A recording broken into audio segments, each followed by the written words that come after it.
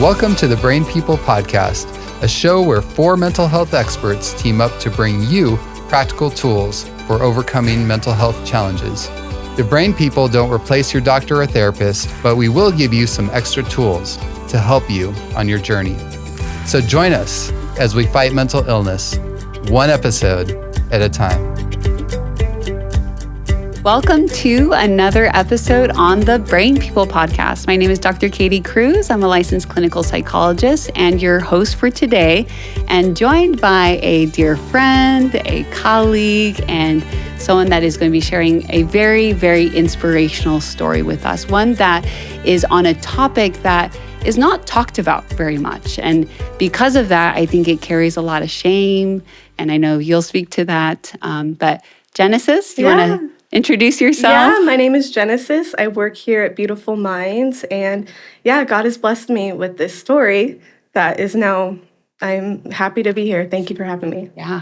And I just have to say this, it takes a lot of courage to share. And to not keep our listeners waiting, we are going to be talking about postpartum depression. Now, that's going to be an umbrella term, and you'll notice that there's other elements within that, but that's going to be our topic for today. And so Genesis is showing us, so much courage in sharing your personal experience with that and how you overcame that. Yeah. Mm-hmm. So Genesis, the time is yours to start sharing. And what I'll do is in between, we'll pause and talk a little bit more about, the postpartum depression, the signs and symptoms and so forth. Okay. Yeah, well, I can start at the beginning. My husband and I got married and we were very excited to start trying to have a family. So we were trying for a while, and then about a year in, we got pregnant.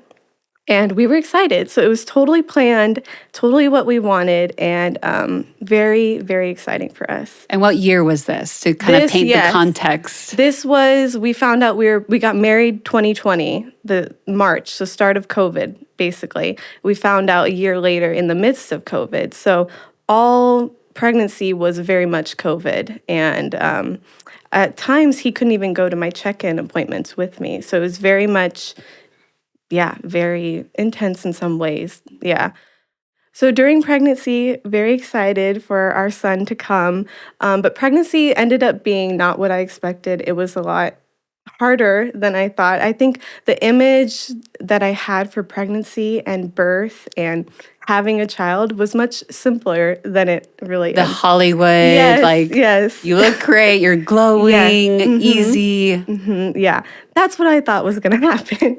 And it was not the case, obviously. Pregnancy is very hard on the body, and it was hard for me.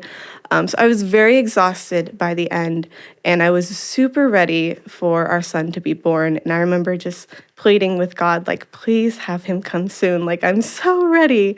But God was going to show me how much more strength there was to be seen.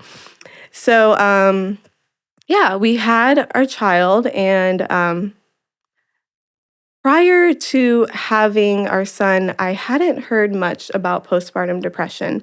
There were some healthcare professionals that had mentioned baby blues, which doesn't sound like a big thing. It's such a sweet little term. So I was like, oh, I won't have that. I'll be fine. Everything's going to go great. And so we had our son, and, it ended up being a very complicated birth, as it is for some.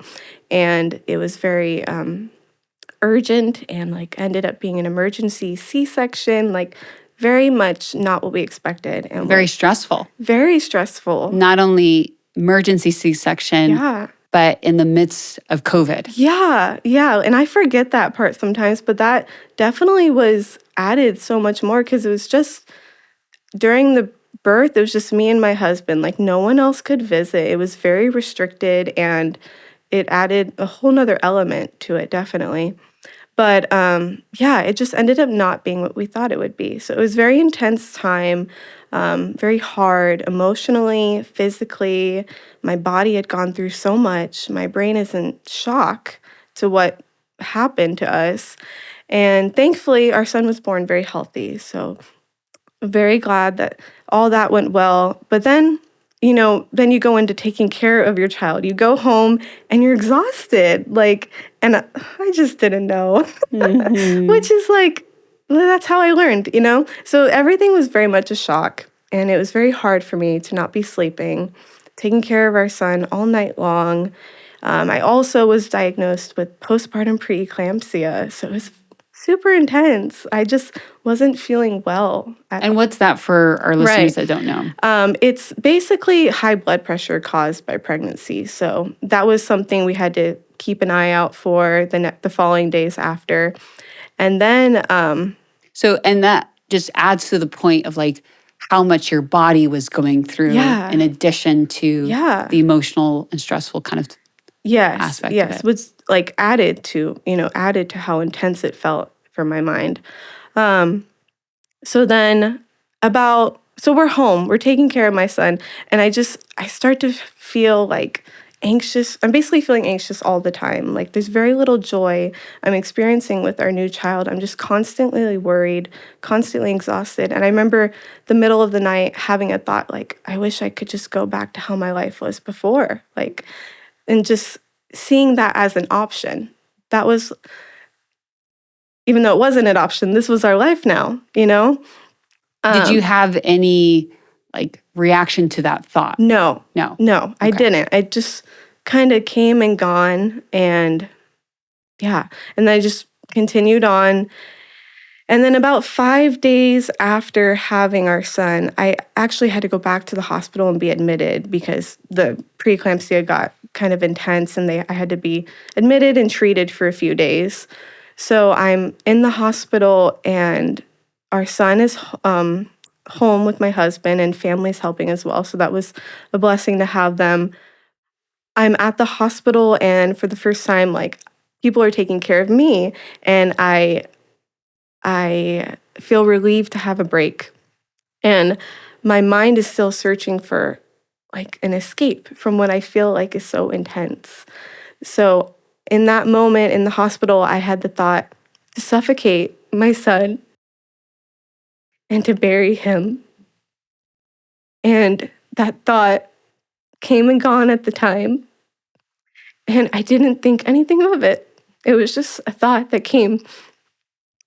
So it was And almost like it was very natural. yeah, yeah. Automatic, just there, and then no reaction on your part. You just kept Yeah. going. Like I didn't dwell on it. I just had the thought and it went away yeah. So God is so good, and he knew that thought would happen, and he placed me in the right place at the right time. And later that night, after I'd had some sleep, I'd been taken care of for a while, so my brain had some rest. The intake or the nursing staff did their intake questions, and one of the questions was, any thoughts to hurt yourself or your baby?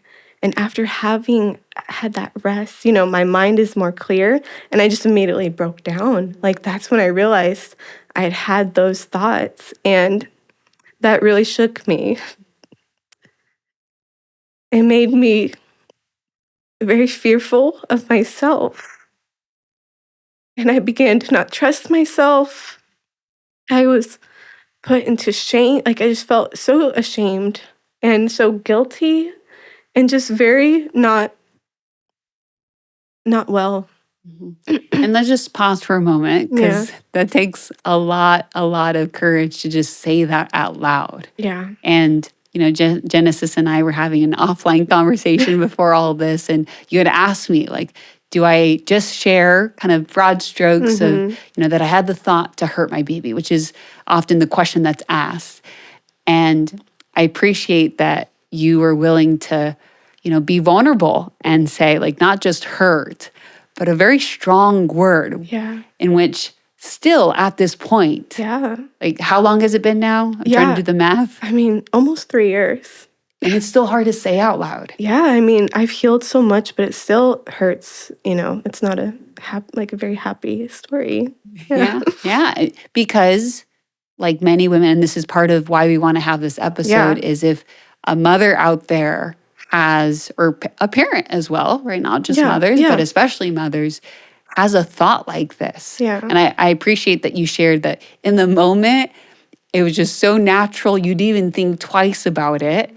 And then upon rest, right, and having a break and being taken care of, then there's more clarity of like, oh, this is a wrong thought, right? How am I having it? Yeah. And then the shame often starts to really sink in. Yeah. What did you do then? They asked you this. Yeah. Did you respond truthfully? Did you not? Yes. Did you share with anyone else? Thankfully, I immediately responded. Like, I broke down crying and was like, yes. And I think still in that moment, I was processing, like, because I thought, I just hadn't clicked that I'd had that thought about our son. And I thought maybe I'd had thoughts to harm myself. Those may have came and gone. It's not very clear, but I just knew I needed to tell them everything that I was feeling. And like I said, I was so thankful that I was there around people that were ready to help me.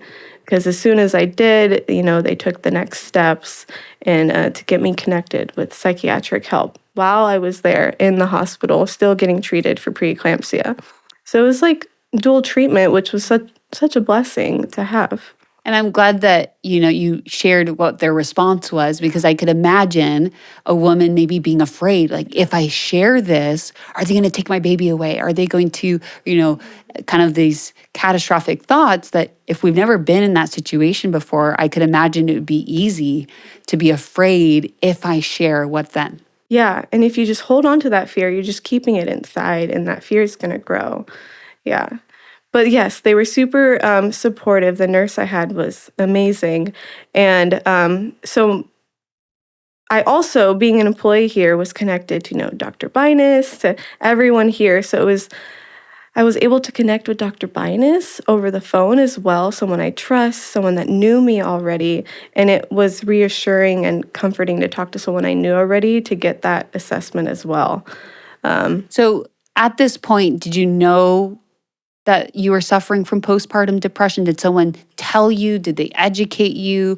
Did you think it was the baby blues that they kind of suggested before? I think it might have still been suggested as baby blues. No, short answer, no. I didn't know I had postpartum depression. Okay. So but it's just all happening. It's all happening, but I know I need help. I do know that.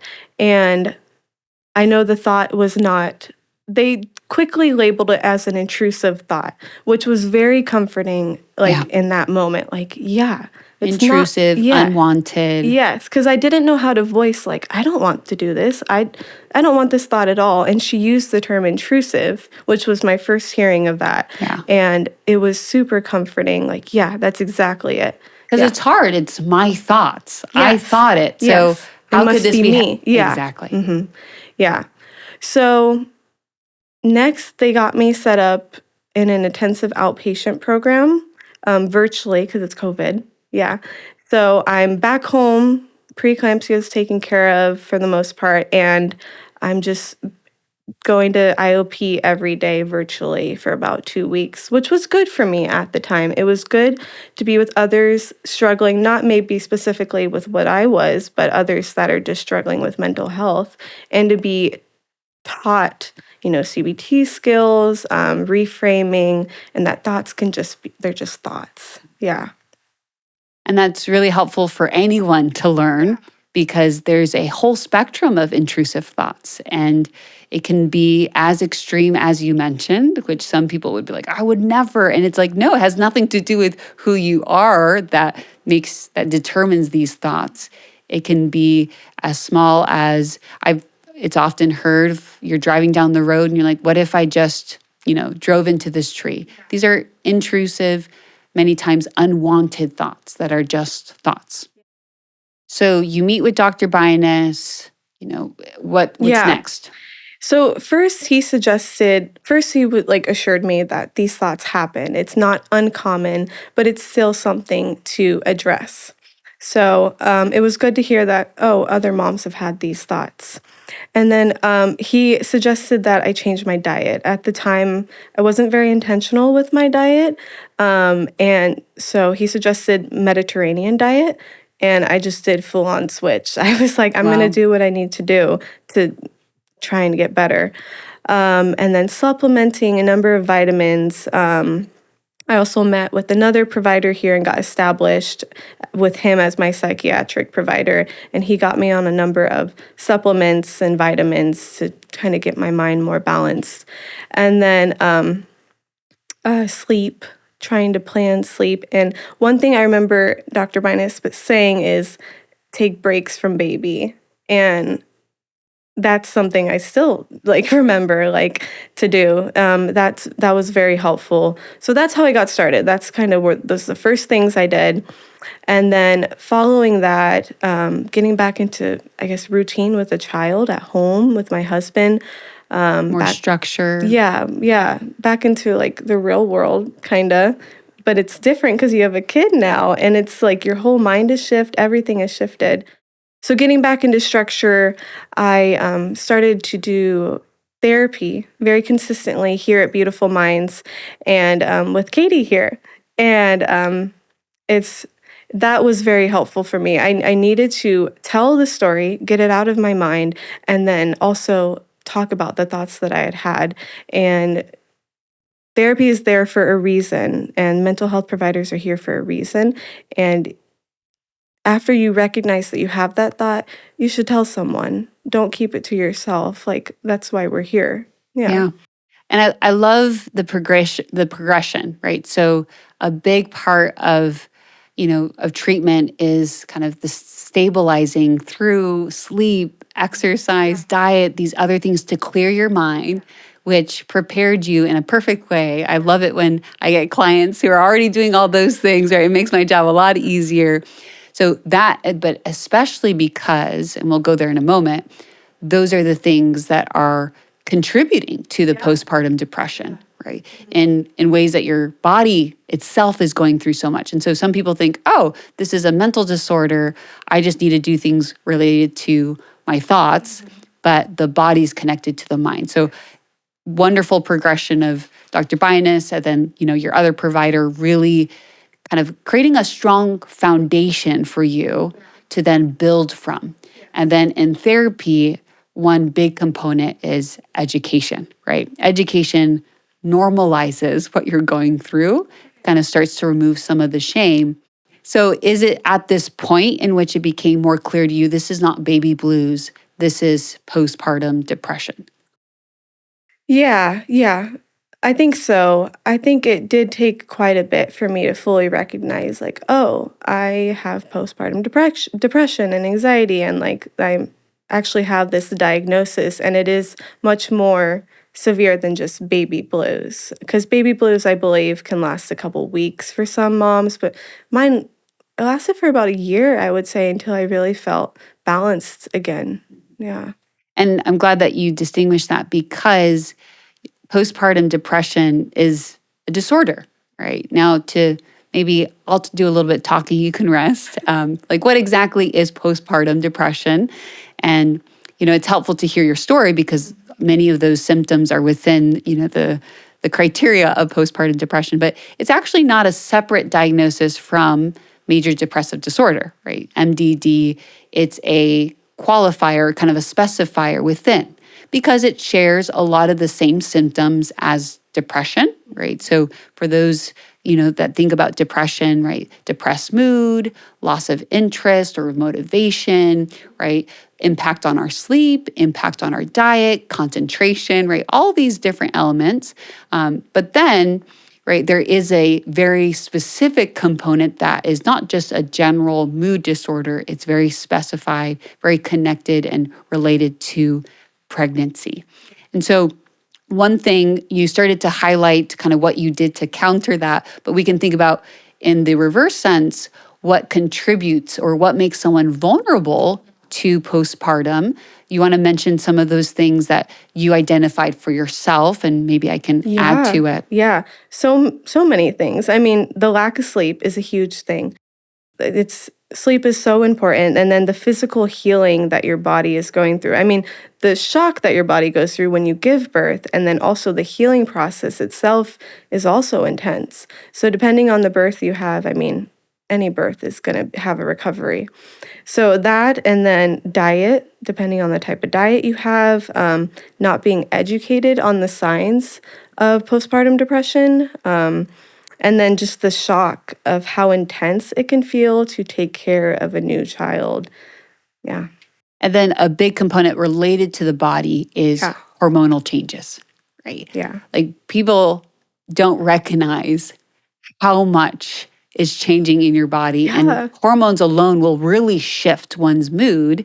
And there's just an imbalance that it can take some time to balance. And then these other, healthy behaviors help with that process. Yeah. But just alone and this is why baby blues can be common, is they also have hormonal changes. But then on top of that, you can think about for yourself, not just the pregnancy, but having a more challenging pregnancy, and then not just a birth, but then having an emergency C-section, Yeah. the element of COVID and other things Yeah. that the added layers of stress. Yeah.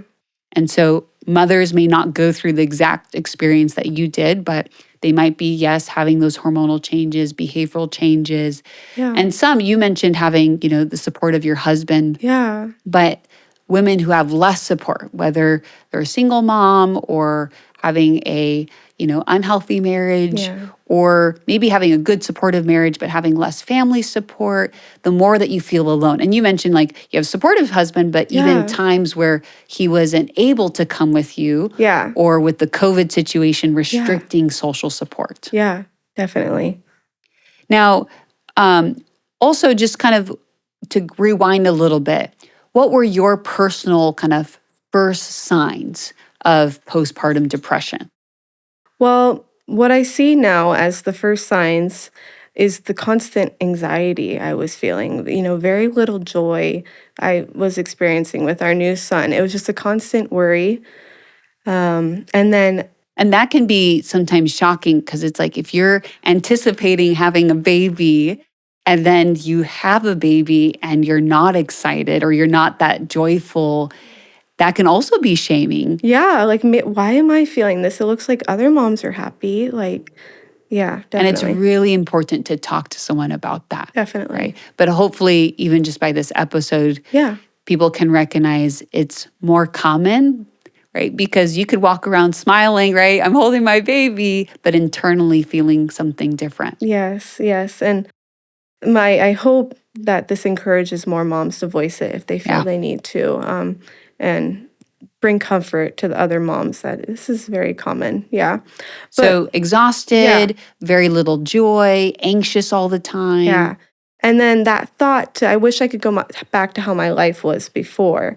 Like that was definitely a sign that I see now. And then the thought to suffocate and bury my child. Yeah, that's definitely a clear sign. Yeah. But again, you didn't notice it even in the very moment because your brain was just exhausted. And, one thing that we talked about in treatment, which I talked about, psychoeducation and kind of normalizing was, I remember having this conversation about like, do you really realize, Genesis, like the state your brain was in and how our brain in its, in that moment is thinking, how can I, solve this? And of like, it's logical but illogical at the same moment of like, oh, if my son is what has caused this, right? Not explicitly, but like that's the situation. Our brain goes to this extreme thought, trying desperately to find a solution. This is also where, we sometimes have suicidal thoughts. Like if I'm in so much pain and I can't think of any other way to get rid of the pain, our brain goes to this extreme, well, maybe end it. And it's like, if I can get rid of the pain in a different way, right? For you, it's like, oh, I can find a way, right? My brain is crying out in desperation. I'm exhausted. I'm overwhelmed. This is too much. Yes, that was the sign this is too much. Yeah. And it was very hard for me for a long time to detach myself from that thought, to separate. I made it a part of my identity. It felt like that, like this thought must be who I am. I knew it wasn't what I wanted. So it was very conflicting and confusing time for me and very fearful, yeah. And what's so hard about those types of thoughts is because it's so shameful, we try to avoid them. And When the more that you avoid, the more they pop up because they haven't been fully resolved. Now, is there anything within therapy that you wanted to highlight? So I highlighted the psychoeducation component, kind of normalizing, understanding why you're having those thoughts, understanding what your body has been through, kind of walking through, your own story at that time and like realizing this is not you. These are thoughts related to a brain that has experienced, and I use the word trauma, right? Like it was traumatic, not just, some people might say, oh, the emergency C-section. No, the whole experience, like pregnancy and giving birth can be to some degree traumatic for a woman. Yeah, definitely. I think the process of going through the trauma with you at the time was very helpful for me. The first step was to write out the story, write it out, get it out of my head. And part of writing the trauma account was really important for you to see the details of like, wow, look at, the extreme, trauma that I went through. So that was very helpful for me because it was such a foggy time. Even now, when I look back, it's so hard to see it clearly. So getting to work through that thought with you, the intrusive thought, and separate it from myself is what basically saved me to know that that wasn't me. And that just consistent therapy is so healing. And I'm very thankful that I was able to have it here. And you did the hard work. Yeah. Praise You the did. Lord. Yeah. Mm-hmm. So, and to also kind of not lose sight of the behavior component of therapy, it's like I was making sure that you were continuing with the sleep, the diet, the breaks, right? There were times where you'd come in and you felt a little bit extra anxious because of what was happening. You'd be like, okay, let's take a pause from the work of the trauma and like, let's make sure that that foundation stays, because we needed to make sure that your mind continued, because one thing that's so difficult about postpartum is the stress continues. It's not just like, okay, you had the baby, that's done, and then, I have some space from it. It's like it continued. So how do you maintain that structure? How do you maintain that social support, taking breaks, right? Whatever is necessary for the mom to have a sound mind. And then with that clarity, continue to work on those thoughts, because those thoughts do not go away. And the more that you avoid it, and because there's that shame component, even avoiding the story, we don't even want to talk about it. The more and more that we do, it's kind of like a desensitization where it becomes now just facts. This is what happened. So we talked a little bit about kind of what is postpartum depression. One thing that we forgot that I just want to include is there's also a big anxiety component. You had mentioned feeling anxious. And so sometimes people are like, oh, I don't know if I have postpartum depression because I'm feeling anxious all the time. Yeah. Anxiety is a part of that. Definitely. And then there's some people, and this is where like some of those thoughts, it's like, okay, they could be intrusive thoughts.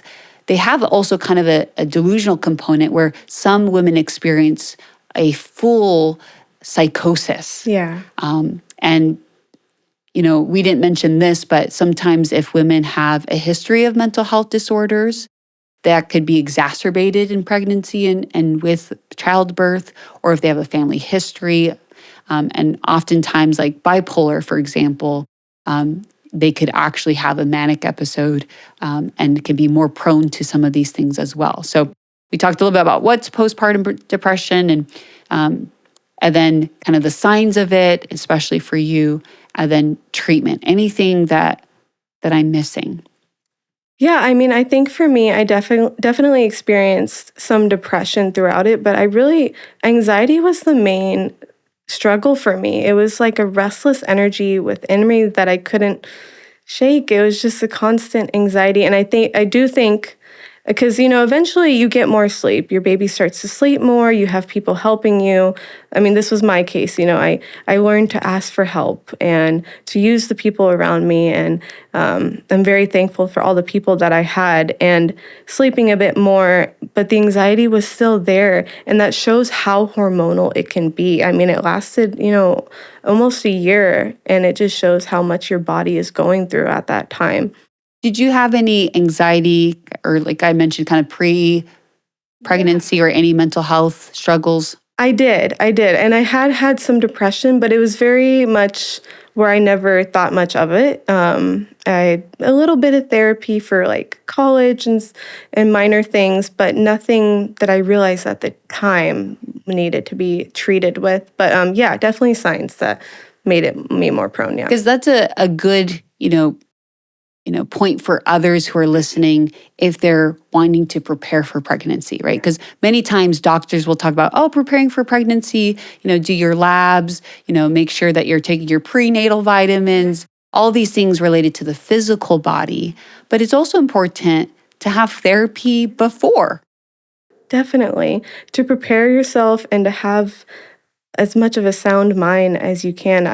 After when I was in the midst of it, I remember just praying to the Lord, like, please give me a sound mind, and just playing scripture all the time and listening to hymns all the time. It really led me to just fully lean onto my Heavenly Father, which I hadn't experienced before. And I'm thankful that He brought me there to get to that point.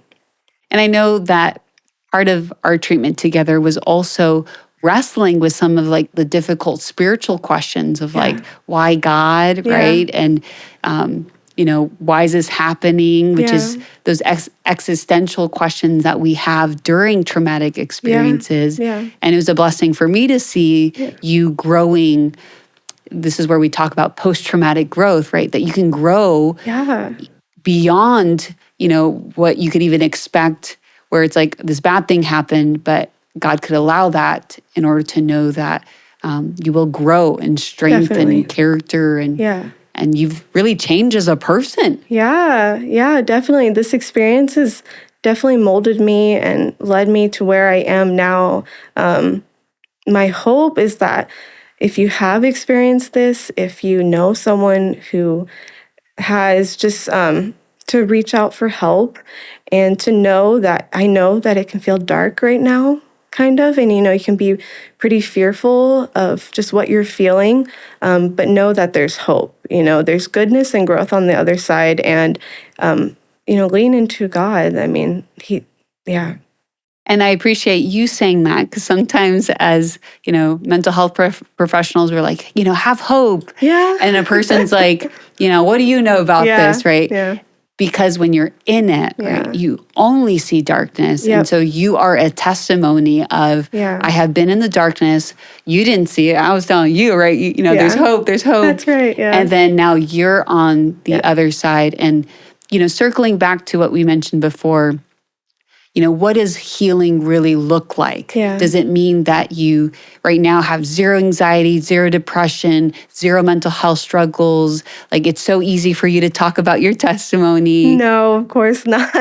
I mean, this story is a hard story, and I still need to pray for a sound mind. I'm still a mother, and having a child is still anxious moments at times. But yeah, I've healed so much, and this is part of my healing, to be able to speak it and encourage other moms and parents. It still hurts, but I've healed. There's a Bible verse that says, we comfort those with the comfort that we have received, right? And so I really appreciate you, Genesis, of sharing. I remember the first time we talked about sharing, you were like, shaking in your boots. But always having the spirit of like, if this is what other people need. And life is hard. Life is really hard. And so many people are going through these things, isolated, detached from community, from family, from, therapists or others. And the more that we can come together, right? God wants us to come together and support one another, because like you mentioned, you wouldn't have been able to do it alone. Is there any last comments or advice or just words of encouragement? Maybe if you want to take a moment to look directly at the camera, for mothers or either those that are currently pregnant, those who will get pregnant, or people who will end up having friends that perhaps they are now encouraged to just ask or reach out. Because yes, we could tell people to seek help, but can we also look for individuals who may not ask? Yes, definitely. Yeah, Yeah, this story isn't, I hope it's not to scare anyone who's pregnant, but to encourage you. It may be hard at times, but there's always hope, and lean into your Heavenly Father and use the resources around you. And if you don't feel like you have them around you, there's people to call, just do a search online, see what's around you and find it, because we're there to help. And you're not alone. I have felt it and I still feel it. And but healing will come and you will get through this. Thank you, Genesis. And like you mentioned, there may be a local therapist. There are sometimes, postpartum depression groups. There's IOP programs. There are resources out there. And then also building community, right? That's a theme throughout all of our episodes, is the importance of connection and community. And, share this podcast with others as well. You might say, I don't know, maybe someone's pregnant in your life. You're like, I don't know. And I really appreciate that you clarified, like, this doesn't happen to all mothers, right? There are sometimes, more of that Hollywood, picture for some. Which is great. Everybody has a different experience and everybody has a different story. And so I appreciate you so much, Genesis, for sharing your story. And, we know that without a doubt, even if it's just one person, but I know there's more, that people will be blessed and encouraged by your story. Yeah. So thank you again. Yeah, thank you. I'm so glad that I had the opportunity to interview. And we look forward to seeing everyone for our next episode. Take care.